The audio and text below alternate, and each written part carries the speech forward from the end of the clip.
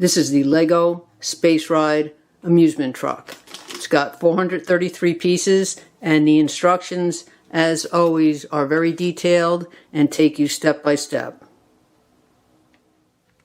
I'm about to open bag 3. Thought I'd do a really quick update.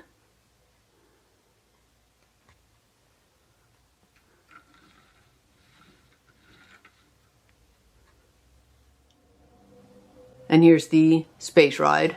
So you go to the ticket booth and you buy your ticket. You go up the little ladder and then you get to go on a little ride. They show you this in the instructions, but it's pretty creative. For instance, this piece is going to go there. The ticket counter is going to snap in there. And there's a place for all the rest of these pieces as well. Everything is secured in place, and the Space Ride is ready to move to the next town.